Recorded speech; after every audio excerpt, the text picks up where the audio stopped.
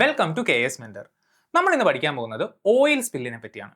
Oil spill എന്ന് പറയുന്ന topic നമ്മുടെ കെ എസ് മീൻസിന് വളരെ ഇമ്പോർട്ടൻ്റ് ആണ്. ഇപ്പം പ്രിലിംസ് എക്സാം എല്ലാവരുടെയും കഴിഞ്ഞല്ലേ. എക്സാം ഇച്ചിരി മോഡറേറ്റ് ടു ടഫർ സൈഡിലായിരുന്നു. കുറേ പേർക്ക് എളുപ്പമായിരുന്നു, കുറേ പേർക്ക് പാടായിരുന്നു. അങ്ങനെ പല അഭിപ്രായങ്ങളും പറഞ്ഞു. ഓക്കെ, അപ്പം ഇനി നമ്മളെ സംബന്ധിച്ചിടത്തോളം നമ്മുടെ ഫോക്കസ് എങ്ങോട്ടേക്ക് മാറണം? കെ എസ് മീൻസിലേക്ക് മാറണം. ഓക്കെ, അപ്പം അതിലേക്ക് നമുക്ക് നോക്കാം. അപ്പം ഈ ഓയിൽ സ്പിൽ എന്ന് പറയുന്നത് നമ്മുടെ സിലബസിൽ എവിടെയായിട്ടാണ് വരുന്നത് എന്ന് നമുക്ക് നോക്കാം. നമ്മുടെ പേപ്പർ 2 സയൻസ് ആൻഡ് ടെക്കിൽ എൻവിയോൺമെന്റിനകത്താണ് ഈ ഒരു ടോപ്പിക് വരുന്നത്. അപ്പോൾ ഇതിൻ്റെ അകത്ത് എൻവിയോൺമെന്റ് ഹസാർഡ്സും ഡിസാസ്റ്റർ മാനേജ്മെന്റും, നിങ്ങൾ ഈ രണ്ട് ടോപ്പിക്ക് കണ്ടോ? ഈ രണ്ട് ടോപ്പിക്കിലാണ് ഈ ഒരു ഓയിൽ സ്പില്ലും അതുമായിട്ട് റിലേറ്റഡ് ആയിട്ടുള്ള കാര്യങ്ങളും വരുന്നത്. അപ്പം നമുക്കിത് പ്രത്യേകം പഠിക്കാം. ഇത് പഠിക്കാനുള്ള ഏറ്റവും ഇമ്പോർട്ടൻ്റ് ആയിട്ടുള്ള കാര്യം എന്താണെന്ന് വെച്ച് കഴിഞ്ഞാൽ, നമ്മുടെ നേരത്തെ കെ എസിലെ മെയിൻസ് എക്സാമിൽ ഈ ഒരു എക്സോൺ വാൽഡസ് ഡിസാസ്റ്റർ എന്ന് പറയുന്ന ഒരു കാര്യം വന്നിട്ടുണ്ട്. ഓക്കെ, അപ്പം ഈ എക്സോൺ വാൽഡസ് ഡിസാസ്റ്റർ എന്ന് പറയുന്നത് ഓയിൽ സ്പില്ലുമായിട്ട് റിലേറ്റഡ് ആയിട്ടുള്ള ഒരു ഡിസാസ്റ്ററാണ്. അപ്പം നിങ്ങൾക്ക് ഈ ഒരു ടോപ്പിക്കിന്റെ ഇമ്പോർട്ടൻസ് നിങ്ങൾക്ക് മനസ്സിലായി കാണുമല്ലോ.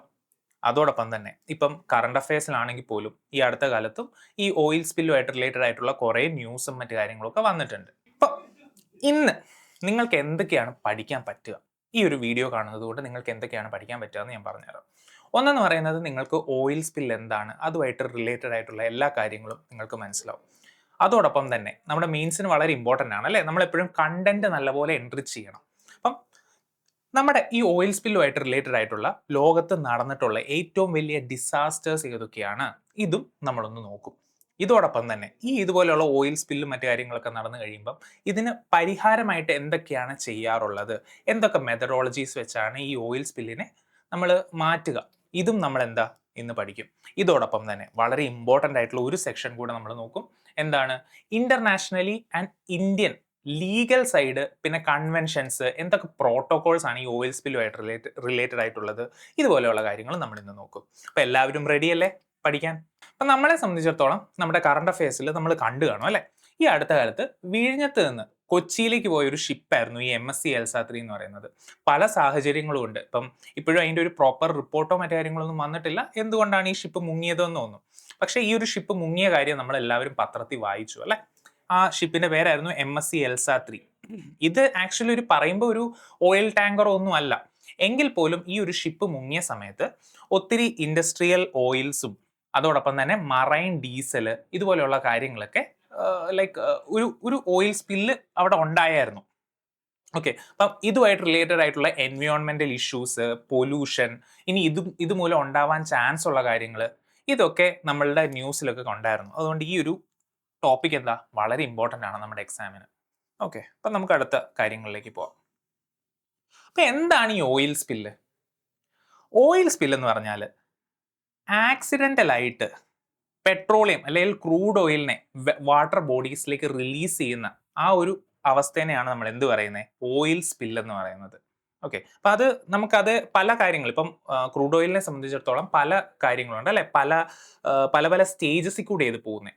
ആദ്യം എന്താണ്, ഇത് കടലിന്റെ അടിത്തട്ടിൽ നിന്ന് ഈ ഓയിൽ റിഗുകൾ വഴി ആണ് ഈ ക്രൂഡ് ഓയിലിനെ നമ്മൾ എക്സ്ട്രാക്ട് ചെയ്തെടുക്കുന്നത്. ഇതിന് ശേഷം പിന്നീട് എന്താണ്, ഇത് പൈപ്പ് ലൈൻസ് വഴിയും പിന്നെ ഷിപ്പുകൾ, വലിയ വലിയ ഓയിൽ ടാങ്കേഴ്സിന്റെ ഒക്കെ ഉപയോഗിച്ചാണ് ഇത് റിഫൈനിങ്ങിനും മറ്റുള്ള പല കാര്യങ്ങൾക്കും ഇത് കൊണ്ടുപോവുക. അപ്പം ഈ ഒരു ഏത് സ്റ്റേജിന്റെ അകത്ത് അപകടം വന്നാലും ഈ ഓയിൽ സ്പിൽ പോലെയുള്ള കാര്യങ്ങൾ ഉണ്ടാവാം. ഓക്കെ, അപ്പൊ ഈ ഓയിൽ റിഗുകളിലുള്ള ആക്സിഡൻസോ അല്ലെങ്കിൽ പൈപ്പ് ലൈൻസിലോ ടാങ്കേഴ്സിലോ ഒക്കെ ഉള്ള അപകടങ്ങൾ മൂലം നമ്മുടെ വാട്ടർ ബോഡീസ്, എസ്പെഷ്യലി കടലിൽ ഉണ്ടാവുന്ന ഓയിൽ ഇങ്ങനെ പടരുന്ന ആ ഒരു അവസ്ഥേനെയാണ് നമ്മൾ എന്ത് പറയുന്നത്? ഓയിൽ സ്പിൽ എന്ന് പറയുന്നത്. ഓക്കെ, അപ്പൊ ഇത് നിങ്ങൾക്ക് മനസ്സിലായെന്ന് ഞാൻ വിശ്വസിക്കുന്നു. അപ്പൊ ഈ ഓയിൽ സ്പില്ല് മൂലമുള്ള എക്കോളജിക്കൽ കോൺസിക്വൻസസ് എന്തൊക്കെയാണ്, അതാദ്യം നമുക്ക് നോക്കാം. ഇപ്പൊ ഈ ക്രൂഡ് ഓയിൽ അല്ലെങ്കിൽ ഈ ഓയിൽ എന്ന് പറയുന്നത് എന്താണ്? വെള്ളത്തിനേക്കാളും സാന്ദ്രത കുറഞ്ഞൊരു വസ്തു അല്ലെ. അപ്പൊ അതുകൊണ്ട് അത് വെള്ളത്തിൽ പൊങ്ങിക്കിടക്കും, ഒരു പാട പോലെ പൊങ്ങിക്കിടക്കും. അപ്പം ഈ പാടയിലേക്ക് എന്തെങ്കിലും മറൈൻ ഓർഗാനിസംസ്, പക്ഷികൾ അല്ലെങ്കിൽ ബാക്കിയുള്ള ജീവജാലങ്ങളൊക്കെ ഈ ഒരു ഓയിലിൻ്റെ അകത്തോട്ട് അല്ലെങ്കിൽ ഈ ഒരു ലെയറിലോട്ട് പോയി കഴിഞ്ഞാൽ എന്ത് സംഭവിക്കും? ഇതിന്റെ ദേഹം മുഴുവൻ ഈ ഓയിൽ പറ്റിപ്പിടിക്കും. ഇതൊരു ഒരു പാട പോലെ ഇതിന്റെ പുറത്തിങ്ങനെ കിടക്കും. ഇപ്പോൾ പക്ഷികളെ സംബന്ധിച്ചിടത്തോളം അതുങ്ങൾക്ക് പറക്കാൻ സാധിക്കില്ല. മറ്റ് ജീവജാലങ്ങൾക്ക് എന്ത് പറ്റും? അതിന് പ്രോപ്പറായിട്ട് റെസ്പിറേഷൻ നടക്കില്ല. പിന്നീട് എന്താ ലോങ് ടേമിൽ ഇതിന് അസുഖങ്ങളും മറ്റു കാര്യങ്ങളൊക്കെ വന്ന് ഇത് ചത്തുപോകും. ഇതാണ് ഏറ്റവും വലിയ പ്രശ്നം ഓയിൽ ഓയിൽ സ്പില്ലുകളുടെ. ഇനി അടുത്തതാണ് എന്ത്? ഇപ്പം ഞാൻ ഓൾറെഡി പറഞ്ഞു. ഇതുപോലെ ജീവജാലങ്ങൾ ചത്തുപോയി കഴിഞ്ഞാൽ എന്ത് സംഭവിക്കും? എക്കോസിസ്റ്റം പൂർണ്ണമായിട്ട് തകർന്നു. ഓക്കെ. അത് വലിയൊരു പ്രശ്നമാണ്. പിന്നെ അടുത്തതാണ് എന്ത്? ഈ ഓയില് കുറച്ച് ദിവസങ്ങൾക്ക് ശേഷം എന്ത് സംഭവിക്കും? നമ്മുടെ ഈ തീരപ്രദേശങ്ങളിൽ പോയി അടിയും. അതോടെ എന്ത് സംഭവിക്കും? അവിടെയുള്ള ജീവജാലങ്ങൾക്കും അവിടുത്തെ എക്കോസിസ്റ്റത്തിനും എല്ലാം ഭയങ്കരമായിട്ടുള്ള നാശങ്ങൾ സംഭവിക്കും. അതും എന്താ? ഇതിൻ്റെ അകത്തെ ഒരു വലിയൊരു ഇഷ്യൂ ആണ്.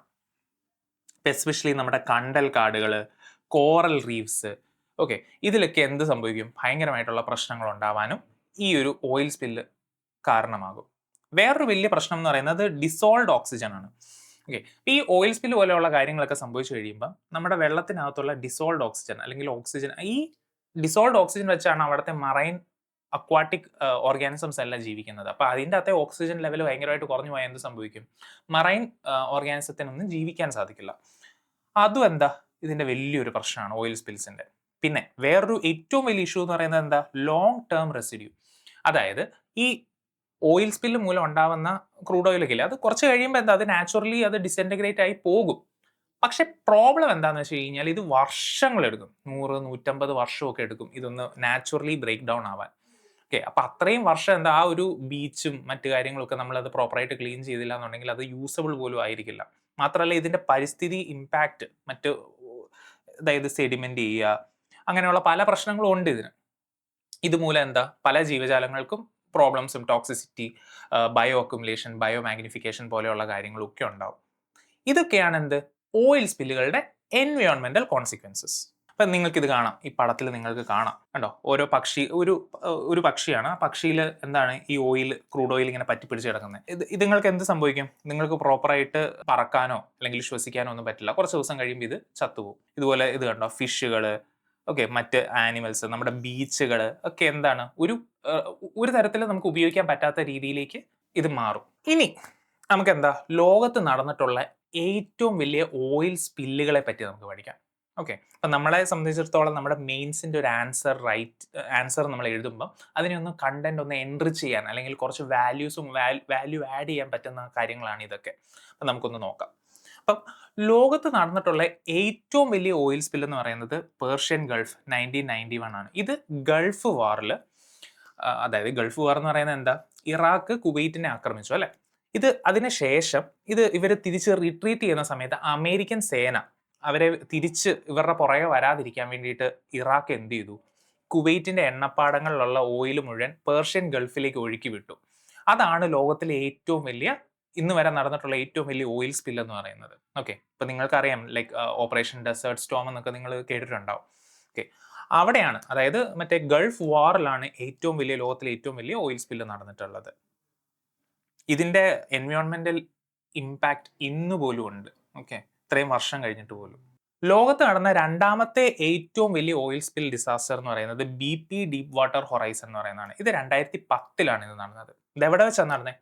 ഇത് ലൈക്ക് നോർത്ത് അമേരിക്കയിലെ ഗൾഫ് ഓഫ് മെക്സിക്കോ കടലിടുക്കിലാണ് ഇത് സംഭവിച്ചത്. ഓക്കെ, ഇത് മൂലം almost 206 million gallons of crude oil ആണ് കടലിലേക്ക് ഒഴുകിയത്. ഓക്കെ, ഇത് പ്രത്യേകം ഒന്നുകൂടെ ഓർക്കുക. എന്താ സംഭവിച്ചതെന്ന് വെച്ച് കഴിഞ്ഞാൽ ഇതൊരു ഓയിൽ റിഗ് ആണ്. ഓയിൽ റിഗ് ഞാൻ ഓൾറെഡി പറഞ്ഞു അല്ലെ. നമ്മളെന്താ ലൈക്ക് ക്രൂഡ് ഓയിലിനെ കടലിൽ നിന്ന് നമ്മൾ എക്സ്ട്രാക്ട് ചെയ്യുന്ന ആ ഒരു സാധനത്തിനെയാണ് നമ്മൾ എന്ത് പറയുന്നത്? ഓയിൽ റിഗ് എന്ന് പറയുന്നത്. ഈ ഓയിൽ റിഗിൽ ഉണ്ടായ ഒരു എക്സ്പ്ലോഷൻ മൂലമാണ് ഇത്രയും വലിയൊരു ഓയിൽ സ്പില്ല് അന്ന് സംഭവിച്ചത്. ഇനി അടുത്തത് സെയിം സ്ഥലത്ത് തന്നെ, പക്ഷെ കുറച്ച് വർഷങ്ങൾക്ക് മുന്നേ 1979 ഗൾഫ് ഓഫ് മെക്സിക്കോയിൽ നടന്ന വേറൊരു ഓയിൽ സ്പിൽ ആണ് IXTOC-1 എന്ന് പറയുന്നത്. ഓക്കെ, ഇതും ഒരു ഭയങ്കര ഹ്യൂജ് ആയിട്ടുള്ള ഒരു ഓയിൽ സ്പില്ലായിരുന്നു. ഓക്കെ, ഇതിൻ്റെ എൻവയോൺമെന്റൽ ഇമ്പാക്റ്റ് എന്ന് പറയുന്നത് ഭയങ്കരമായിരുന്നു. ആ ഒരു ഏരിയയിലുള്ള ബീച്ചസ് മൊത്തം നശിച്ചുപോയി ഈ ഒരു ഓയിൽ സ്പില്ല് മൂലം. ഓക്കെ, അപ്പം ഇതാണ് നമുക്ക് ലോകത്തിലെ തന്നെ ഏറ്റവും വലിയ 3 ബിഗ്ഗസ്റ്റ് ഓയിൽ സ്പിൽ ഡിസാസ്റ്റേഴ്സ് എന്ന് പറയുന്നത്. അപ്പം നിങ്ങൾ ഇതെന്താ നമ്മുടെ മെയിൻസിന്റെ ആൻസർ റൈറ്റിങ്ങിനൊക്കെ നിങ്ങൾക്ക് ഉപയോഗിക്കാവുന്ന കുറച്ച് പോയിന്റ്സ് ഇതൊക്കെ. ഇനി നമുക്ക് പഠിക്കാനുള്ളത് എന്താ? ഇതുപോലെയുള്ള ഓയിൽ സ്പില്ലുകളൊക്കെ സംഭവിച്ചതിന് ശേഷം എങ്ങനെയാണ് നമുക്ക് ഇതിനെ റിമൂവ് ചെയ്യാൻ പറ്റുന്നത്, അല്ലെങ്കിൽ ഒരു പരിധി വരെ നമുക്ക് ഈ ഓയിൽ സ്പില്ലുകളെയൊക്കെ നമുക്ക് എങ്ങനെയാണ് റിമൂവ് ചെയ്യാൻ സാധിക്കുന്നത്, അതാണ് നമുക്ക് നോക്കാൻ പോകുന്നത്. ആദ്യത്തെ പരിപാടി എന്ന് പറയുന്നത് ഓയിൽ ബൂമാണ്. ഈ ഓയിൽ സ്പില്ല് സംഭവിച്ചതിന് ശേഷം നമ്മൾ ഓൾറെഡി പറഞ്ഞു, ഓയിൽ എന്ന് പറയുന്നത് എന്താ, വെള്ളത്തിനേക്കാളും ഡെൻസിറ്റി കുറവുള്ളൊരു വസ്തു അല്ലേ. അപ്പം അതുകൊണ്ട് എന്താ, വെള്ളത്തിന് മുകളിൽ ഇതിങ്ങനെ ഫ്ലോട്ട് ചെയ്ത് കിടക്കും. എന്നിട്ട് എന്താ സംഭവിക്കുക, ഇതുപോലെയുള്ള ഒരു സാധനം വെച്ച് എന്താ ഇതിനെ കളക്ട് ചെയ്തെടുക്കും. ആ ഒരു ഓയിലിനെ ഇങ്ങനെ കളക്ട് ചെയ്തെടുക്കും. അപ്പം എന്താ ഇതിന്റെ ഗുണം എന്താ, ഈ ഒരു ഓയിൽ പിന്നീട് മറ്റ് സ്ഥലങ്ങളിലേക്ക് ഇത് സ്പ്രെഡ് ആയി പോകില്ല. ഈ ഒരു ജസ്റ്റ് ഒരു ഏരിയയിൽ മാത്രമേ ഇതിങ്ങനെ കിടക്കും. പക്ഷേ ഇതിന്റെ ഏറ്റവും വലിയ കുഴപ്പം എന്താണെന്ന് വെച്ചാൽ, ഇത് ഒരു എന്നാ പറയുന്നത് ശാന്തമായ സമുദ്രത്തിൽ മാത്രമേ നമുക്ക് ഇത് ഉപയോഗിക്കാൻ സാധിക്കത്തുള്ളൂ. ഓക്കെ, അതാണ് ഇതിന്റെ ഏറ്റവും വലിയൊരു ഇഷ്യൂ. ഇനി നമ്മൾ ഓയിൽ ഭൂമിയിൽ ഇങ്ങനെ കളക്ട് ചെയ്ത ഓയിൽ ഉണ്ടല്ലോ, ആ ഓയിലിനെ സ്കിമ്മർ യൂസ് ചെയ്താണ് ആ ഓയിലിനെ നമ്മൾ വലിച്ചെടുക്കുന്നത്. ഇത് ലൈക്ക് ലിറ്ററലി ഒരു വാക്യൂം ക്ലീനർ പോലെ നിങ്ങൾ ഓർത്താൽ മതി. ഒരു വാക്യൂം ക്ലീനർ ഇങ്ങനെ വലിച്ചെടുക്കുന്ന പോലെ അങ്ങനെ ആ കളക്ട് ചെയ്ത ഓയിലിനെ, ഓയിൽ ഭൂമിയിൽ കളക്ട് ചെയ്ത ആ ഓയിലിനെ ഇങ്ങനെ പതുക്കെ പതുക്കെ എന്ത് ചെയ്യും, അത് സക്ക് ചെയ്തെടുക്കും. അതാണ് സ്കിമ്മിങ് എന്ന് പറയുന്നത്.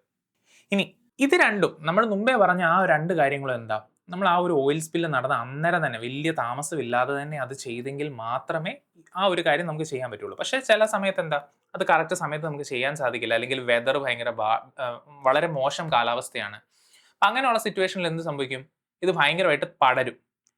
അവിടെയാണ് സോർബൻസ് നമുക്ക് ഉപയോഗിക്കാൻ പറ്റുന്നത്. ഈ സോർബൻസ് തന്നെ രണ്ട് തരത്തിലുണ്ട്. ഒന്നെന്ന് പറയുന്നത് നാച്ചുറൽ ആയിട്ടുള്ള സോർബൻസ് ഉണ്ട്. ഇപ്പം നമുക്കിപ്പോൾ എന്താ പറയുക, നമ്മുടെ ഹേ, വെർമിക്കുലേറ്റ് ഇങ്ങനെയുള്ള കാര്യങ്ങളൊക്കെ എന്താ നാച്ചുറലി നമുക്ക് കിട്ടുന്ന സോർബൻസ് ആണ്.